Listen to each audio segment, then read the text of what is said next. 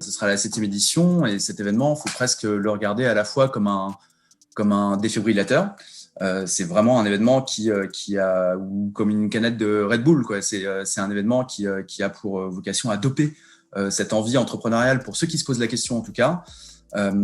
C'est aussi un événement qu'on peut regarder comme un outil ou comme un guide pratique pour ceux notamment qui ont déjà créé mais qui se posent des tas de questions sur comment lever davantage de fonds, comment s'équiper, comment recruter, comment grossir, comment fidéliser les clients, comment gonfler le chiffre d'affaires de son activité. Donc, c'est vraiment un événement auquel on va pouvoir recueillir un certain nombre de conseils, notamment dans l'exposition, et puis aussi un certain nombre de fondamentaux techniques, notamment au travers des conférences et des différentes prises de parole. Si je viens ne serait-ce qu'une demi-journée, je vais pouvoir rencontrer entre 5 et 15 experts dans 5 ou 6 secteurs différents. Je vais pouvoir suivre 1 à 2, voire 3 prises de parole. Je vais pouvoir écouter un grand patron très visionnaire qui aura révolutionné un marché ou cassé les codes. Donc, effectivement, ce salon, il faut le voir aussi comme un énorme gain de temps potentiel et puis une sorte d'amorçage,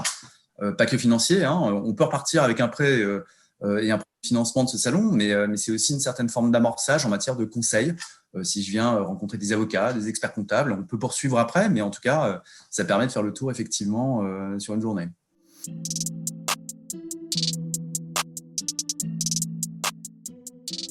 L'année 2021 est le record absolu sur les 20 dernières années. Je crois que France entière, c'est de l'ordre de plus 17% versus 2020. Si on regarde PACA plus spécifiquement, on était carrément à plus 25%.